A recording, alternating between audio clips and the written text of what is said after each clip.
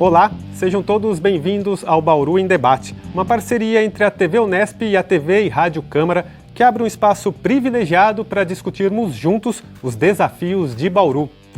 A cada programa recebemos representantes do poder público e especialistas para apontarmos os desafios e também as possíveis soluções para os problemas da cidade.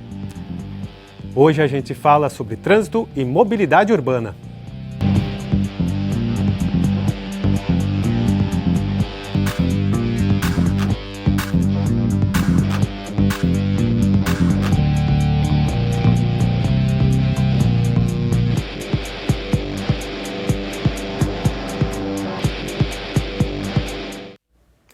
Hoje, com a gente na condução do programa, está o jornalista Vinícius Lousada, assessor de imprensa da Câmara Municipal. Vinícius, obrigado pela sua presença. Ô, Júlio, obrigado. Bom estar aqui de novo. E para falar sobre as questões relacionadas ao trânsito, às infrações de trânsito, está com a gente também o chefe do Grupo de Operações de Trânsito da Endurbe, Flávio Ferreira. Flávio, muito obrigado pela presença. Nós que agradecemos, Júlio. E para falar um pouquinho sobre as questões relacionadas à mobilidade, está com a gente o arquiteto João Felipe Lança, que também é professor universitário na área de planejamento urbano. João, obrigado por aceitar o convite. Eu que agradeço, Júlio, pela oportunidade de poder debater esse tema aí que é tão importante para toda a sociedade, né? Para a gente iniciar nosso bate-papo, vamos falar de uma novidade em Bauru: a implantação pela Endurbe do talonário eletrônico para a elaboração dos autos de infração. Desde o começo de agosto, os agentes de fiscalização de trânsito atuam nas ruas com um novo dispositivo, dispensando o uso de papel para aplicar as multas. Vamos acompanhar a explicação do Gustavo Cardoso, gerente de infrações de trânsito da Endurbe, em programa gravado na TV Câmara. A Endurbe visou primeiramente a transparência na elaboração do auto de infração, onde primeiro o agente ele tem a possibilidade de registrar a imagem do veículo irregular, sem credencial, no guia rebaixado, ou até mesmo fazer uma filmagem de 30 segundos do veículo, ou até num veículo em movimento, porque muitas vezes a gente tem casos de defesa prévia, o recurso fala que o veículo não estava no município, então ele tem um registro dessa imagem. Ele digita a placa do veículo, já sai todas as informações do veículo, o smartphone já te dá a data, a hora, e ele é georreferenciado. Então, assim, nós temos o local que o agente está e é aplicada a multa eletronicamente, estando o motorista querendo a segunda via, é emitida através de uma impressora térmica Bluetooth a segunda via do auto de infração. Ô, Flávio, a gente viu a explicação do Gustavo, né? Queria que você contasse um pouquinho como que foi o processo para desenvolver esse talonário eletrônico e como têm sido os testes, né, nesses primeiros dias de uso. Júlio, todo o processo de desenvolvimento foi feito a partir da equipe de TI da Endurbe, né? A equipe de informática ali da Endurbe, que desenvolveu todo o sistema baseado no Manual de Fiscalização de Trânsito e no Código de Trânsito através das normas exigidas pelo Denatran. Tá? Durante aproximadamente uns 6 meses antes de entrar em funcionamento, nós fizemos testes, né? Com autuações fictícias, né? Não eram processadas nenhuma delas. E aí agora entrou, no início do mês, já entrou em fase de uso, os agentes já passaram a utilizar os smartphones, né? É um smartphone com um aplicativo que gera o talonário eletrônico, né? Então tá rodando bem até agora. Claro que nessa fase inicial existem alguns ajustes que são feitos através do nosso próprio suporte de TI da Endurbe, mas está desenvolvendo bem. Uma das preocupações, na verdade, também é em relação ao retorno dos motoristas que são autuados, né? Como que eles estão reagindo nesse momento? Sim, por incrível que pareça, não tivemos nenhum grande problema até agora. Alguns motoristas que às vezes não estão com veículo próprio ou alguma coisa assim, que pedem para serem qualificados, assim como era no talonário de papel, no talonário eletrônico existe essa possibilidade, ele pode ser qualificado sem problema algum. E quando ele quer a segunda via ou se é um veículo estacionado, o agente emite através da impressora a segunda via e deixa no veículo ou entrega para o condutor responsável. Flávio, o Gustavo falou sobre a possibilidade dessa ferramenta registrar a imagem da infração, né? Falou sobre o estacionamento em guia rebaixada e até mesmo do carro em movimento. Não precisa ser estatístico, né? No dia a dia, no trânsito, a gente percebe o número de pessoas que dirige usando o celular, seja falando ou até digitando. Isso também é possível? Essa precisão é possível de se alcançar a partir do talonário eletrônico ou ainda não? Já teve alguma experiência nesse sentido? No caso das infrações dinâmicas que a gente fala, né, que são essas em movimento, é um pouco mais complicado, porque o talonário ele só permite que você registre a imagem a partir do momento que você abre o auto de infração. Então, vamos dizer assim, o agente teria que ter o tempo hábil de pegar o talonário, abrir a infração e ainda assim constatar o veículo passando com o celular ou sem o cinto, para ele conseguir fazer esse vídeo. Agora, já no veículo estacionado é mais simples, que o veículo está estático, ele está parado, então o agente consegue abrir o aplicativo sem problema, abre o talonário, registra a imagem e aí ele consegue preencher o auto sem problema. Consegue registrar até 5 imagens do veículo, né? Não obrigatoriamente, mas até 5, e um vídeo de até 30 segundos. E é muito comum, recurso nesse tipo de infração de celular, o cara dizendo, não, eu não estava mexendo no celular. É recorrente? Eu não participo, nós como fiscalização não participamos da parte de julgamento, mas em conversas assim, com o pessoal, a gente ouve falar sim, que o pessoal entra muito com recurso com essas alegações. Não, meu veículo não estava no município, eu nem sou da cidade, ou então meu veículo estava no estacionamento da empresa. Esse tipo de alegação é bastante comum. Ô, João, você trabalhou também por algum tempo na Indurb, acompanhou, né, algumas mudanças, desenvolvimento de algumas tecnologias também. Como que você vê essa adaptação agora, o uso agora desse talonário eletrônico? Isso de alguma maneira traz mais transparência na hora de aplicar uma multa? Sem dúvidas, né? Eu acho que hoje todo meio tecnológico que aparece para apoiar desde o planejamento até a operação e fiscalização de trânsito, esse meio é válido, né? A gente tem que pensar que além dessa transparência para com o próprio cidadão que está sendo autuado ali, né? A gente tem um princípio de transparência pública também, né? De que todos esses dados passam a ser acessíveis para a sociedade, então a gente consegue saber onde estão acontecendo mais autuações, quais os tipos de autuação. Isso para o planejamento também da Indurb, de qualquer outro município que venha adotar essa tecnologia, isso é fantástico, né? Você começa a gerar estatística para isso. A gente começa às vezes de deixar desse campo do achismo, esse campo de não saber o que está ocorrendo de fato, se permite com isso, né? A partir do que você tem a posição geográfica daquela atuação, você consegue gerar um banco estatístico com isso, né? Então isso é muito bom, assim, além da transparência para o próprio cidadão, logicamente, que ele deixa que o erro, um eventual erro humano possa prejudicar, né? Então isso é fantástico. E para vocês, né, Flávio, lá na Indurb, esse processo também agiliza na questão de processamento das multas. Antes vocês dedicavam um tempo até razoável, imagino, para recolher todas essas multas, colocar no sistema. Só no ano passado, pelo que a Indurb falou, foram mais de 60 mil infrações cometidas no trânsito em Bauru. Nem todas elas vistas, flagradas por vocês do GOT, mas também pela PM. Mas é um volume grande para vocês, né?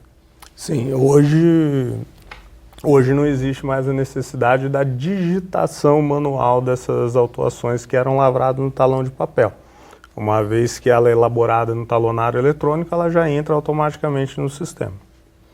João, e essas ferramentas aí que intensificam a fiscalização e mais tornam a fiscalização e a atuação mais efetivas, né? Porque diminui a margem para questionamentos, para recursos, isso pode ter um efeito em médio ou longo prazo na mudança de comportamento das pessoas em tentar deixar mais o carro em casa e optar por outros modelos de locomoção? Eu acredito que sim, né? Porque a gente diz hoje que você só passa a utilizar outro meio de transporte a partir do momento que o carro deixa de ter todas as facilidades que a gente tem hoje. E dentre essas facilidades está, logicamente, a sensação de impunidade que se passa hoje ao transitar, né? Então, aquela pessoa que hoje ela utiliza o carro de forma indiscriminada e comete autuações de forma indiscriminada, ao saber que ela tem um sistema de que passa mais confiabilidade, de que a chance dela ser autuada e dessa autuação ser verdadeira maior, essa pessoa com certeza vai começar a pensar antes de tirar o carro de casa e eventualmente cometer uma infração, né? Então, logicamente que só isso não basta, né? A gente sabe que deve ser investido em outros meios de transporte, né? Mas a fiscalização para com essas autuações, ela com certeza ajuda, principalmente na imagem que esse sistema tem hoje, né? Esse talonário ele também vai ajudar, né, a identificar veículos que de repente estejam irregulares, veículos clonados, né? Fala um pouquinho como que vai ser isso na prática, como que está funcionando isso na prática, como que existe um cruzamento de dados entre o veículo, né, que vocês flagram na rua irregular com um banco que vocês tenham. Essa informação ele não tem, não. O talonário, não.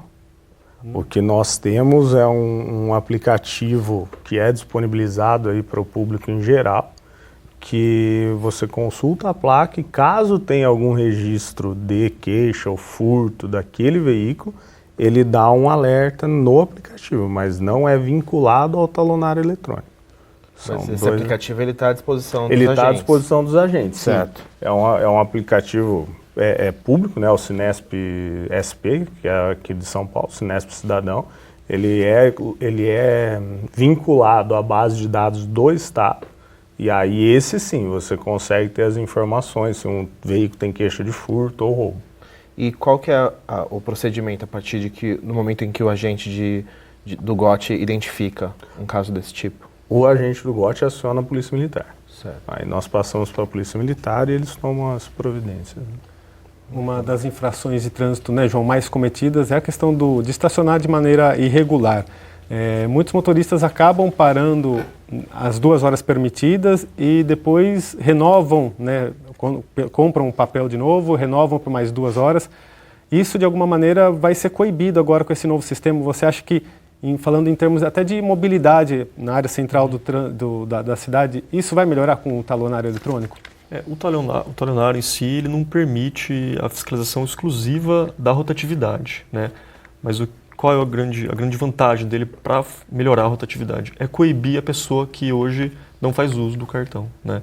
Então, quando você tem um sistema que passa uma confiabilidade maior, essa pessoa que hoje não usa o cartão e que está lá ocupando uma vaga, ela vai pensar 2 vezes ou vai deixar de usar esse meio de transporte. Então, essa vaga hoje da pessoa que já comete uma infração por nem ter a área azul, essa pessoa ela vai acabar liberando mais vagas. Mas o talonário em si, né, como as vagas não são controladas hoje, né, a gente não tem numeração de vaga aqui em Bauru, só o talonário em si ele não estimula de fato essa rotatividade, né? Mas ele, no momento que ele passa a fiscalizar a pessoa que ocupa uma vaga de forma irregular, aí sim essas vagas passam a oferecer maior disponibilidade de oferta de estacionamento. Claro que o talonário é importante, mas a figura do agente do GOT é indispensável para que essa fiscalização ocorra. Como que está em relação ao efetivo do GOT hoje? A gente sabe o estacionamento rotativo irregular está entre as 5 infrações mais cometidas. O efetivo do GOT dá conta de fiscalizar todas as regiões em que o estacionamento rotativo está funcionando? Hoje nós temos um efetivo de aproximadamente 35 agentes, dividido em 2 turnos, né? Que o GOT atua das 6 da manhã até a 1 da manhã. Então, nosso efetivo ele é dividido em alguns turnos. Não vou te dizer que nós temos efetivo para cobrir toda a área o tempo todo. Nosso efetivo ele cobre à medida nós fazemos um revezamento de setores, né? E dentro desse revezamento a gente procura cobrir a maior parte possível durante o dia, né? Existe uma escala na semana sobre isso, quais a áreas escala vão diária, ser... isso, diária. A escala diária, ela é feita para os agentes. Então cada agente vai para o seu setor, fiscaliza, depois vai no outro. A gente faz uma rotatividade entre os setores de fiscalização. E existe algum estudo que aponte o número ideal que seria para o efetivo do GOT aqui em Bauru? Existe, até o próprio Denatran estabelece, né, que seria um agente de trânsito para cada 1.000 veículos, ou 10.000 veículos, agora você me apertou. Mas o número aproximado para Bauru seria de 120 agentes. 120? Sim. para a quantidade de veículos e população de Bauru, aproximadamente 120 agentes. Falando, né, da atuação dos fiscais, o talonário ele também vai permitir acompanhar o local de atuação de cada um, onde eles estão naquele momento, em que região da cidade. Qual que é a importância disso para vocês lá no GOT? Para nós, facilita a questão quando nós recebemos as denúncias. Né? Nós temos na nossa base existe uma central, existe um atendente que fica lá. Então, quando ele atende solicitar uma reclamação, seja por telefone ou por e-mail, ele consegue identificar se tem um agente mais próximo daquela ocorrência e já direciona a ocorrência para aquele agente que está mais próximo. Isso gera uma economia de tempo, uma resposta mais rápida ao atendimento das ocorrências. O que você acha, João? O número de vagas de estacionamento rotativo que existe hoje em Bauru, ele é suficiente? Ou, na verdade, como que ele caminha com a questão da mobilidade, a criação de vagas de estacionamento com a mobilidade? O estacionamento rotativo é uma ferramenta importante para você poder, de um certo modo, democratizar um pouco o acesso às vagas àqueles que têm, logicamente, a posse do veículo, né? Assim, a gente tem que sempre lembrar de que é sempre uma brincadeira que se faz de que o brasileiro não tem o direito ao estacionamento, né? A gente acha que o estacionamento é um direito atribuído por lei e ele não existe, né? Então cabe ao poder público regulamentar da forma que ele melhor entender, né? Então o estacionamento rotativo ele funciona de uma forma bastante importante porque ele faz com que você não privatize 100% daquele espaço público, né? Que é o que muitas vezes acontece em frente a comércios, né? Em áreas mais nobres da cidade. Então todas essas áreas que você tem uma demanda muito grande por circulação de mercadoria, circulação de pessoas, é importante ter rotativo justamente para você poder democratizar o acesso a essa vaga e dar rotatividade para ela, né? Existe um município hoje que eles já estão implantando sistemas até do rotativo com alteração de demanda, né? Então, se você tem áreas que são muito buscadas, né, que sempre estão cheias, os preços variam. Então, você tem uma vaga ao lado do shopping, por exemplo, ela vai custar mais do que uma vaga que tem menor procura, né? E o que você faz com isso? Você faz com que se distribua melhor o estacionamento, né? Hoje todo mundo ainda quer estacionar muito próximo do espaço que vai do shopping, do banco, da farmácia, né? E os preços ainda são os mesmos para aquele que para na frente e aquele que para longe. Então, alguns municípios têm implantado projetos nesse sentido que são bastante interessantes, mas é fato que o rotativo nunca vai deixar de existir. A tendência dele é que cada vez mais ele aumente para poder facilitar e democratizar o acesso a essas vagas, né?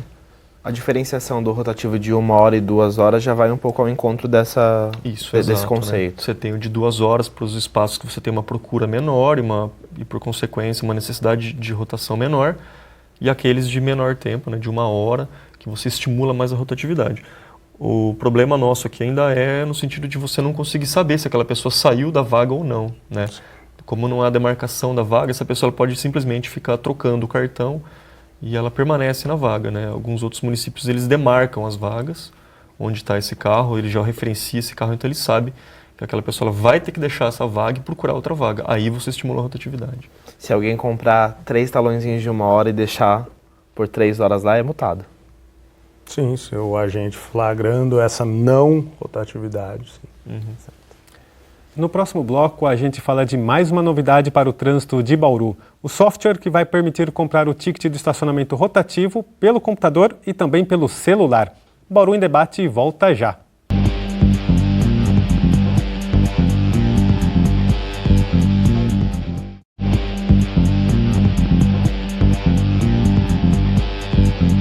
O Bauru em Debate está de volta e hoje a gente fala sobre trânsito e mobilidade. Com a gente aqui no estúdio, o Flávio Ferreira, chefe do Grupo de Operações de Trânsito da Indurb, e também o arquiteto João Felipe Lança, que é professor de Planejamento Urbano. Daqui a alguns dias, os motoristas de Bauru vão poder comprar o ticket do estacionamento rotativo de maneira eletrônica. O software desenvolvido pela equipe de tecnologia da Indurb vai dispensar a procura pelos cartões de papel das zonas verde e azul. Vamos acompanhar o que o Gustavo Cardoso, gerente de infrações de trânsito da Indurb, falou sobre a novidade. Foi desenvolvido também pela gerência de informática, pela TI, o software do estacionamento rotativo. Nós vínhamos pesquisando qual era a melhor alternativa de compra do talão fora o orientador e o posto de venda, pesquisamos parquímetro, bottom, entre outras ferramentas, e decidimos, na verdade, e achamos o melhor equipamento seria você ter um aplicativo que o usuário, o motorista do veículo, baixasse no app o aplicativo do rotativo e ele compraria o crédito. Então não dependeria mais do do orientador de área azul e não dependeria mais do posto de venda. Ele poderia comprar o crédito e estar usando. Qual a vantagem desse software?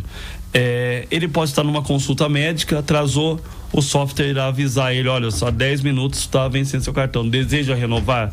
Lembrando que todo estacionamento rotativo do município, a hora máxima permitida são 2 horas na vaga. A gente viu o Gustavo falando, Flávio, acredito que essa novidade vai ser mais comemorada pelos motoristas do que a do talonário eletrônico das multas, né? Fala um pouquinho como que vai funcionar, então, esse software e se tem uma expectativa de quando ele, de fato, vai estar disponível para os usuários. Uhum. Com certeza, Júlio, esse aplicativo vai facilitar muito a vida do usuário, apesar de que, como o Gustavo disse, ele vai existir algumas restrições na questão de renovação do cartão, né, para que não se exceda o tempo e aconteça a rotatividade, né, dos veículos. Então, mas para os usuários vai facilitar muito. Ele vai continuar com a opção de comprar em crédito ou débito, né, o cartão de crédito ou débito, e vai conseguir ele consegue pôr um crédito e desse crédito ir debitando a sua utilização. Ele não precisa necessariamente, toda vez que ele for utilizar, comprar. Ele consegue comprar um crédito X e desse crédito ele vai debitando a utilização, facilitando a vida. O motorista ele vai ter que fazer um cadastro prévio para poder começar a utilizar esse software. Ele vai ter que pôr que tipo de informação relacionada ao carro dele?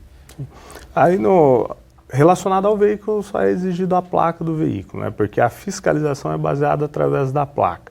Então, com a placa do veículo no software, evidentemente os dados ali pessoais e do cartão de crédito ou débito que ele vai utilizar para compra, aí ele fez esse cadastro no aplicativo, ele vai ter o crédito disponível para utilização.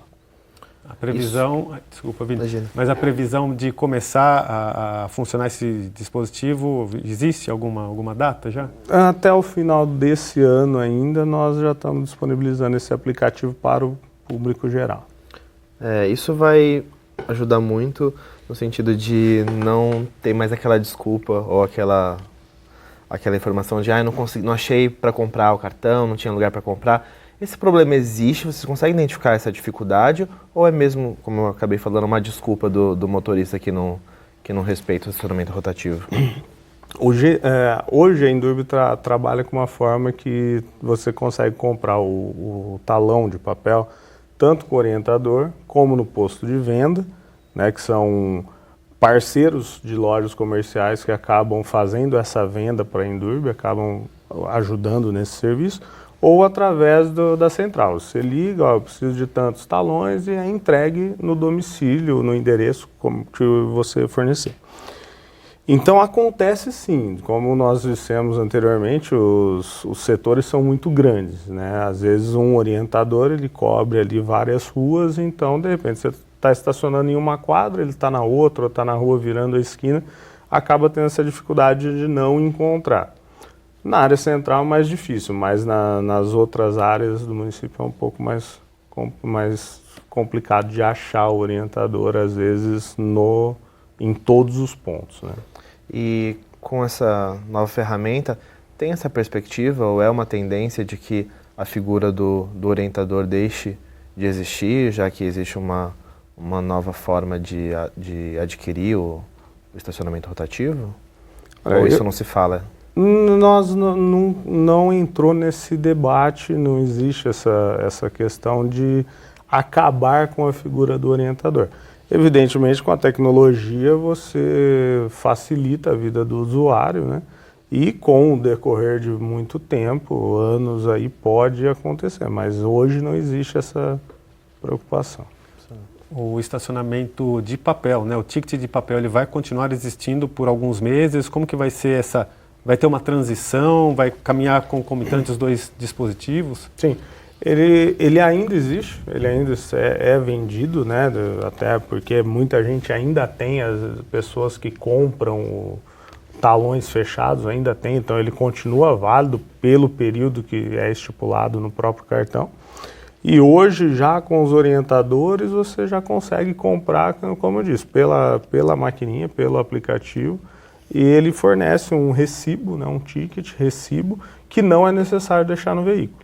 Então, com o tempo, assim que acabar os estoques existentes, o talonário de papel vai se extinguir também. Nesse sentido, tem também alguma perspectiva de deixar de aceitar o pagamento em dinheiro, em moeda, por questão de segurança, de facilitar, porque é difícil ter troco? Tem alguma ideia? Não, essa possibilidade não. A única diferença é que para a compra em dinheiro, você teria que comprar direto com o orientador. Certo. Ô, João, nós estamos falando aí de várias tecnologias, né? O talonário para aplicar multa, talonário eletrônico, o software para poder comprar estacionamento rotativo, temos aí aplicativos para acompanhar onde que está o ônibus do transporte coletivo, acompanhar o trajeto dele. O quanto essas tecnologias, né, o estar na palma da mão, essas ferramentas, auxilia na hora de pensar no trânsito? Hoje a gente está vendo uma mudança completa de comportamento do usuário, do transporte público, do motorista, por conta dos aplicativos, né? Primeira importância que eles trazem é aumentar o grau de confiabilidade seja do carro e o caminho que você vai fazer, seja do ônibus que você vai pegar, né? Então, a primeira facilidade está nisso, assim, grande parte das pessoas não usam transporte público ou não se aventuram a utilizar o carro para acessar certos lugares por conta de não ter confiança, de não conhecer o caminho, de não conhecer o horário. Então, o software vem para fazer isso, né? Isso é importantíssimo. Segundo ponto que é importante é para o planejamento dos próprios órgãos de trânsito, né? Empresas de transporte, órgãos de trânsito, que eles passam a ter acesso aos dados que estão sendo gerados todos os dias, né? A gente fala muito de Big Data, né, de cidades inteligentes, e pela primeira vez na história a gente está conseguindo enfrentar isso e dominar isso, né? Todos os dados que são gerados numa cidade hoje eles conseguem ser estudados, conseguem ser captados e conseguem dar resposta para o cidadão, né? Então, segunda importância que eu vejo é no sentido disso daí. Além de que hoje o acesso ele é muito mais democratizado do que ele era no passado, né? A informação hoje está muito mais fácil, a comunicação está muito mais fácil, então a tendência é que cada vez mais os meios de transporte estejam ligados à informação ao usuário, a ambientes de nuvem e de dados. O Gustavo lembrou bem, né, na fala dele aí, da questão do prazo limite, que a gente até já comentou, de 2 horas para permanência no estacionamento rotativo. Mas esse aplicativo, esse software, de alguma maneira não pode, de repente, facilitar ou instigar que o motorista infrinja a lei e compre mais do que das 2 horas permitidas? Como que vai ser essa compra e a fiscalização na rua? Vai depender realmente da fiscalização para ver se alguém comprou mais do que as 2 horas a 1 ou as 2 horas permitidas ali? Sim, porque como o João citou, né, hoje nós não temos ainda o georreferenciamento das vagas na cidade. Então, uma vez o cidadão ele pode comprar o talão, de repente, no centro da cidade, não venceu ainda a hora dele e usar na Zona Sul ou próximo ao shopping, né? Então, ele tem essa facilidade de poder usar em mais de um local. Então, a fiscalização realmente ainda é a única forma de coibir a rotatividade, a não rotatividade. Falando novamente sobre a necessidade de ampliar a fiscalização, Flávio, uma coisa que a gente observa é que os agentes do GOT andam sempre em dupla, né? Agora, com essas ferramentas tecnológicas, é possível mudar também a organização desse trabalho para que o agente passe a andar sozinho e poder ampliar a área de atuação, de fiscalização? Na verdade, isso é uma coisa que já aconteceu há alguns meses. Os agentes eles passaram a atuar sozinhos nos setores rotativos, né? Então, certo. Na parte da fiscalização rotativa, eles estão atuando sozinhos. Nos demais serviços, às vezes algum outro apoio, aí vai a dupla para fazer o serviço. Ok. Ali no centro nós temos um problema, né, Flávio, que algumas denúncias normalmente chegam de ambulantes ou funcionários ali do comércio, que trabalham no comércio, que deixam seus carros justamente na vaga ao longo do dia. de como que vai ser feita ou como está sendo feita a fiscalização dessas vagas, né? De alguma maneira esses novos dispositivos ajudam na hora de identificar essas irregularidades? Uma das vantagens é assim, através do aplicativo de fiscalização, uma vez que o agente lançou a placa do veículo, ele já informa se aquele veículo está ou não com o cartão de Zona Azul válido. Uma vez não estando, o agente já tem a tela que parte para a autuação, né? Ele já consegue dar o comando para partir para a autuação. Mas ainda há necessidade de que o agente flagre a situação no local. E a questão do comércio ambulante, tem alguma dificuldade específica assim, de atuação nesse sentido? Até mesmo por não haver uma legislação consolidada, em vigor ou atualizada em consonância com a realidade sobre o tema, sobre o comércio ambulante em geral aqui no município? Com relação aos veículos que os ambulantes acabam utilizando aí para transportar as mercadorias, a fiscalização acaba sendo a mesma de todos os veículos, né? É claro que em alguns pontos onde nós identificamos um costume maior de ambulantes, nós temos uma fiscalização mais direcionada para tentar coibir isso. Ô, João, o termo mobilidade urbana é um termo bastante amplo, né? Mas o que dá para a gente afirmar, não apenas em Bauru, mas em praticamente acho que todas as cidades, que os motoristas, as pessoas preferem se locomover por automóveis, né? Por veículos próprios, muitas vezes sozinho ali no veículo. Você acha que, pensando na questão da mobilidade, incentivar mais transporte coletivo, pensar mais na questão das ciclovias, ajudaria nesse sentido e evitaria até que a gente tivesse que estar falando aqui de infrações, de pessoas que estacionam de maneira irregular, né, aumento do número de multas. Isso é uma decorrência do número de aumento de carros, né, do número de pessoas que usam o veículo, né, próprio. Né? Uhum. Não, com certeza. Não só o estímulo ao transporte público, não só o estímulo aos transportes ativos, como a bicicleta ou a própria caminhada, mas a gente tem que passar também por um processo de desestímulo do uso do automóvel, né? Então, quando a gente vê meios de fiscalização mais eficientes, quando a gente vê meios que acabam punindo aquele que descumpre com as regras de trânsito, a gente está desestimulando o uso do automóvel, né? Isso são experiências internacionais que mostram, né, que só a gente melhorar o transporte público e a gente só melhorar o transporte cicloviário não garante a transferência do motorista do automóvel para esses meios. Quando que ela vai acontecer? Quando o motorista passar também a ser mais fiscalizado, né, a ser mais penalizado, a pagar mais do que hoje se paga, por exemplo, por estacionamento, né, que um preço de estacionamento em via pública é menor do que uma tarifa de transporte público, né? E a externalidade, o problema que essa pessoa causa é muito maior do que aquela que está usando o transporte público. Então isso, na verdade, é hoje uma balança que está bastante desequilibrada, né? Não só estimular, mas também, de certo modo, começar a coibir e a restringir certos usos do automóvel, né? Que hoje tem muitos direitos e poucos deveres, né? Então é uma balança que ainda não se equilibrou, né? Algumas cidades aí têm mostrado certos avanços nessa área, né? No Brasil, mas a gente ainda não consegue dizer que o Brasil hoje é um país que conseguiu equilibrar essa balança de que transporte público e os transportes ativos recebem a mesma atenção que recebe o automóvel, né? Tanto que a gente consegue, né, sempre as demandas da sociedade, o posicionamento do setor público, ele sempre está em virtude do automóvel, né? Ele está sempre preocupado com intervenções para dar mais fluidez para o automóvel, as discussões sempre estão em cima disso e a gente acaba não tendo discussões em cima dos outros meios de transporte, que acabam recebendo uma importância muito menor ainda. E a gente tem que lembrar que o automóvel, né, por mais que não nos pareça isso visualmente, o automóvel ele responde por menos de 30% das viagens que são realizadas durante o dia, né? A grande maioria dos deslocamentos diários ainda são feitos por transporte público, a pé e por bicicleta, né? Mas eles não ocupam espaço, o automóvel ocupa espaço.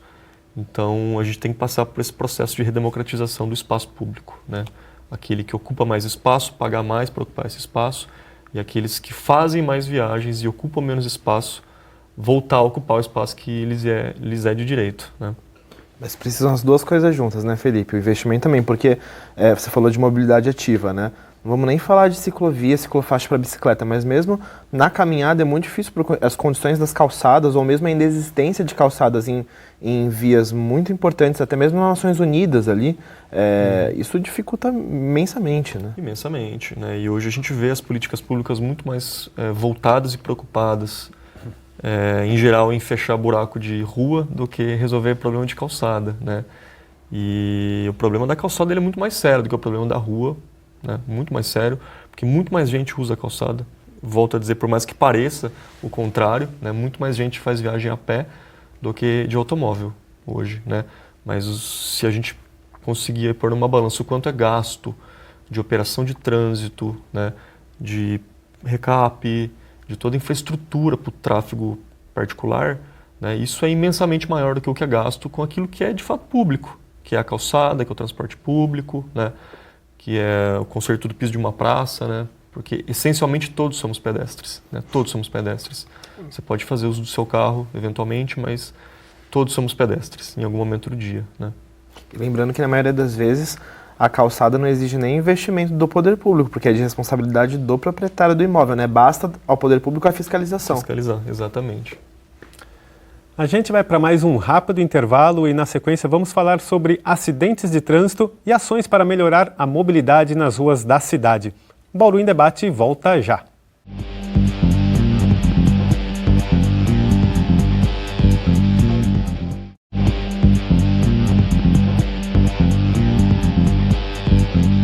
O Bauru em Debate está de volta e hoje a gente fala sobre trânsito e mobilidade urbana. Com a gente aqui no estúdio, Flávio Ferreira, chefe do Grupo de Operações de Trânsito da Endurbe, e também o arquiteto João Felipe Lança, que é professor de Planejamento Urbano. Ô Flávio, para a gente falar um pouquinho a respeito dos acidentes de trânsito, né? Só no ano passado, segundo dados da Endurbe, no perímetro urbano de Bauru foram registrados 3.650 acidentes, o que dá uma média praticamente exata de 10 por dia. Esse índice, como que você avalia? É um índice alto? É um índice que nas outras cidades de porte parecido com o de Bauru é um índice que está na média? A gente fala sempre, Júlio, que o índice ideal é o 0, né? Mas numa cidade com quase 350 mil veículos é bastante complicado nós não termos acidente. Isso aqui, essa estatística de 3.650 acidentes, é o que foram registrados, fora os corriqueiros aí que acabam não sendo registrados, né? Mas ainda assim é um número alto. Muitos desses acidentes, na sua maioria, são de gravidade leve, mas o ideal é que isso seja 0.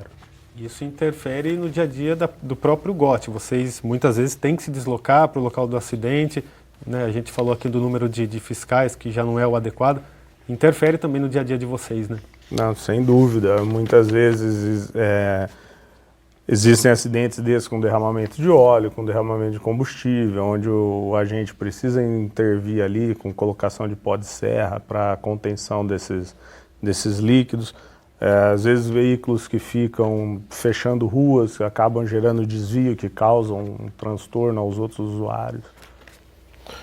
João, o poder público consegue identificar, consegue fazer as estatísticas de quais são os pontos mais frequentes onde ocorrem os acidentes. Como o mapeamento desses pontos pode ajudar no planejamento para que busque se evitar esses novos acidentes ou um número tão grande? A questão é que nem todos os acidentes são registrados, né? Isso que o Flávio falou é muito importante. Então a gente tem muitos acidentes leves que ocorrem e o poder público não sabe desses dados, né?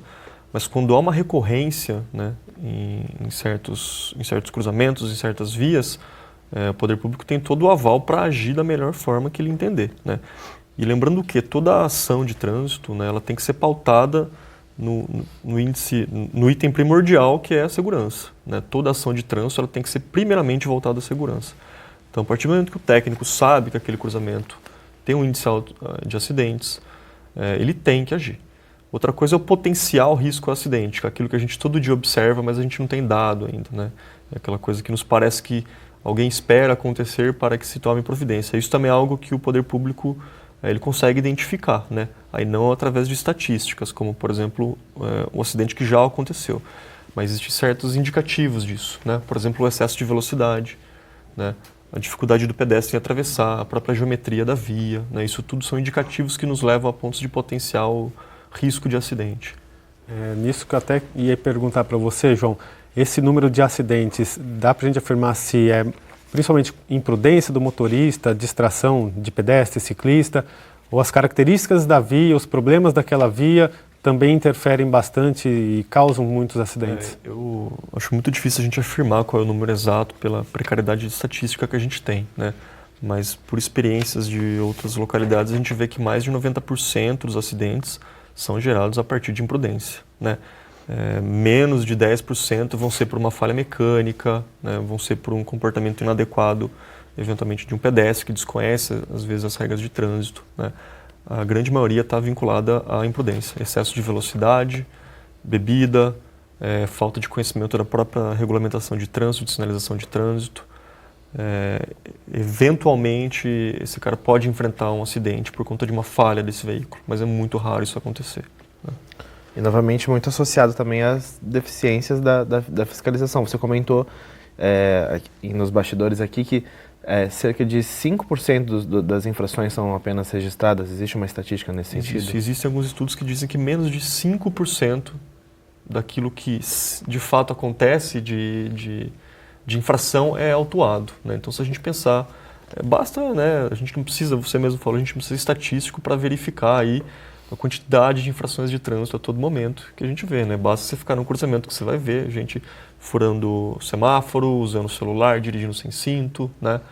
E expondo todo mundo a risco, né? Então, basta a gente constatar isso num cruzamento e depois verificar quantas autuações foram feitas ali. Os índices hoje são menores do que 5%, né?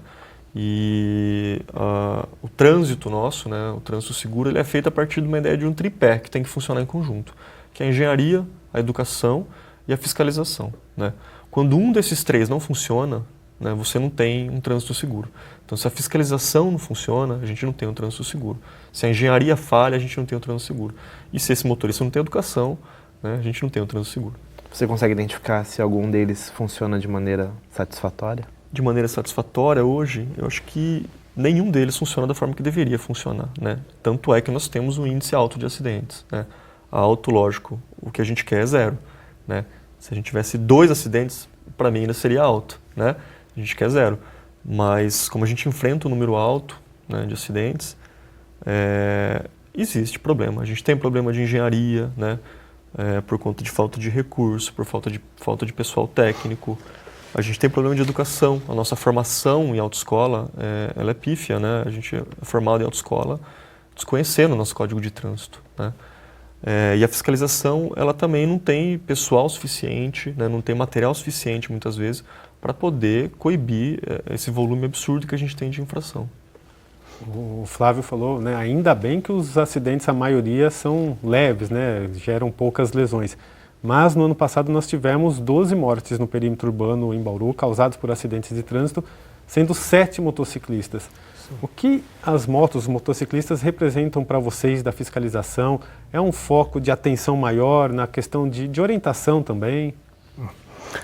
Para a fiscalização, Júlio, os motociclistas, infelizmente, a maioria dos que trabalham principalmente, usam a motocicleta como meio de trabalho, eles são os maiores infratores, né? Infelizmente. Eles são os que menos têm proteção, né? E são os maiores infratores. E aí você pode pôr alta velocidade, transitar entre os veículos, uso de viseira aberta, correndo risco aí de algum objeto ou até algum bicho atingir os olhos dos mesmos.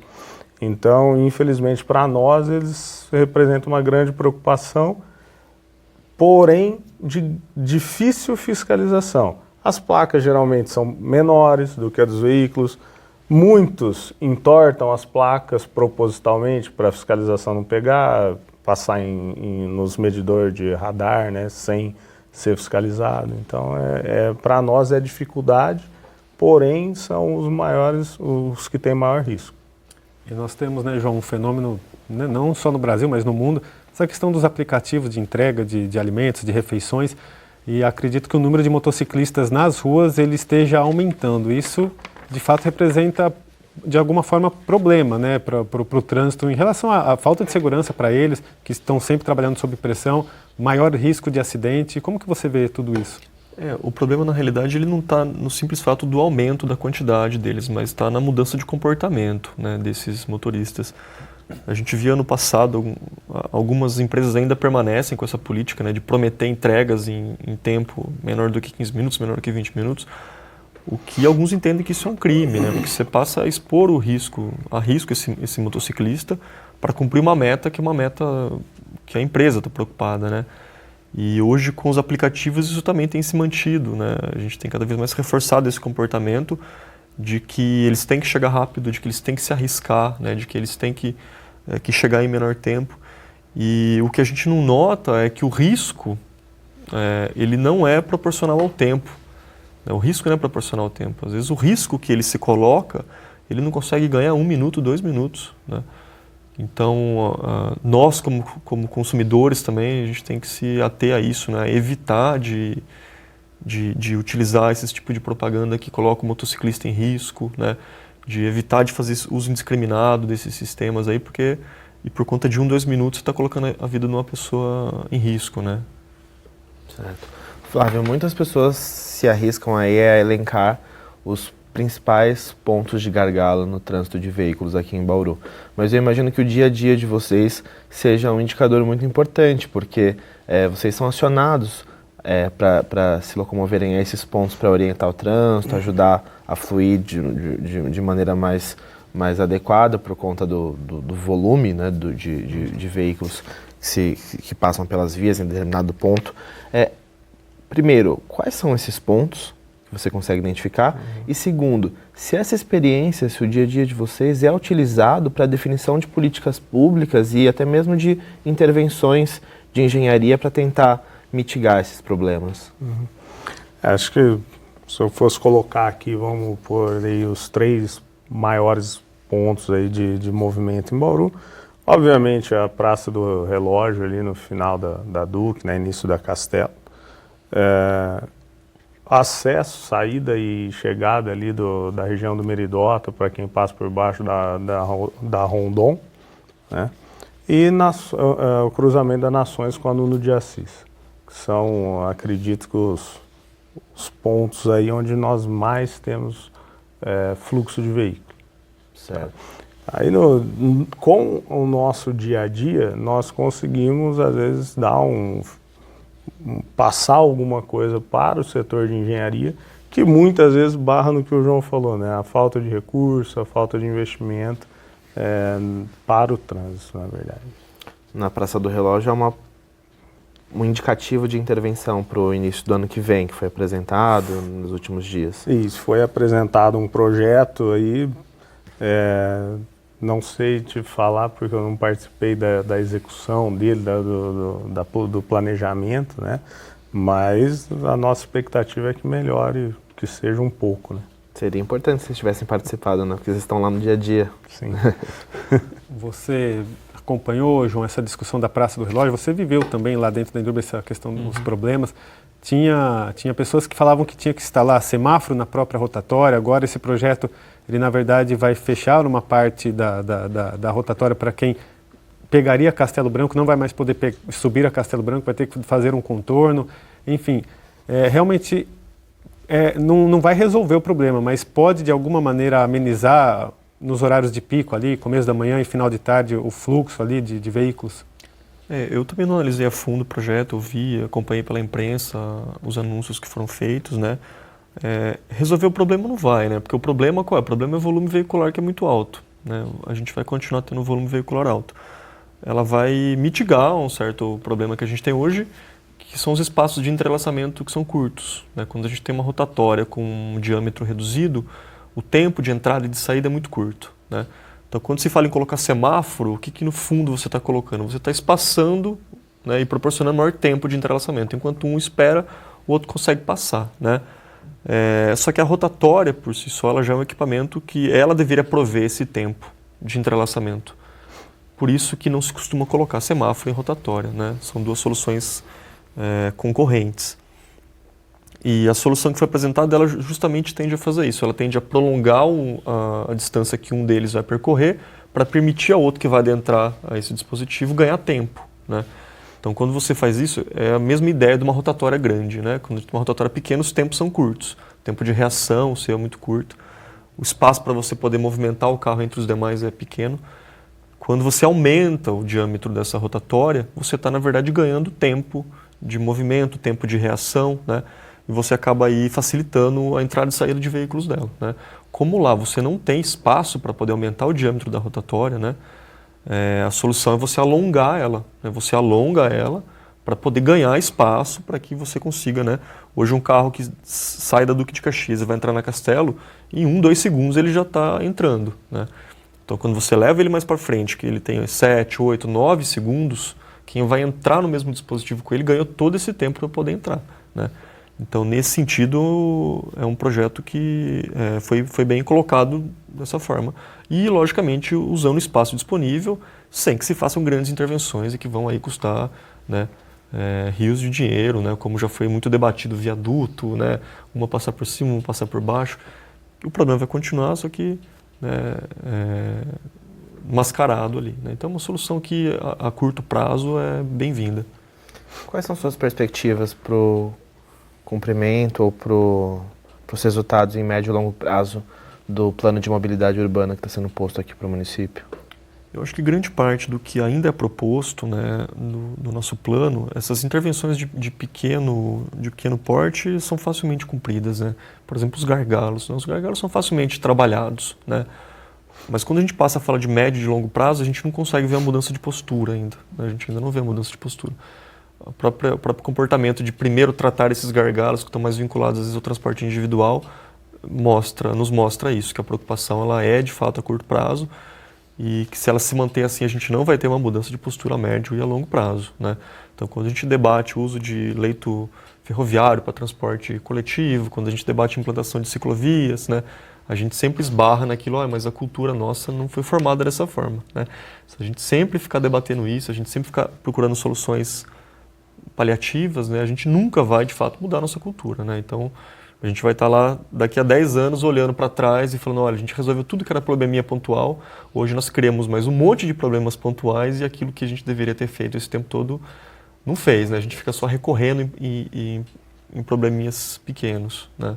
Então, não digo que não pode mudar, né? Não digo que não pode mudar. Mas o poder público em si, isso eu não digo só a postura do plano de Bauru, mas a nível nacional, é de que tem que haver uma mudança de cultura para as pessoas passarem a aceitar isso e entender que hoje eu pago um preço um pouco maior por algo para que no futuro eu possa ter um acesso melhor ao transporte público, para que eu possa ter um acesso melhor à calçada e à ciclovia. Infelizmente, nosso tempo acabou, então queria agradecer a todos vocês. Vinícius, obrigado pela sua presença mais uma vez. Eu que agradeço, Júlio. Obrigado, Flávio. Obrigado, João. Flávio, obrigado pela sua estreia aqui no Bauru em Debate. Nós que agradecemos, Júlio, sempre à disposição. João, também, muito obrigado pela sua presença, pelas suas contribuições aqui com a gente. Obrigado, Vinícius, Flávio. Prazer rever a todos aí. Contem com a gente sempre que for possível. O Bauru em Debate fica por aqui, mas você pode rever esta e outras edições pelas nossas redes sociais e pelos sites também da TV Unesp, da TV Câmara e da Rádio Câmara. Até mais!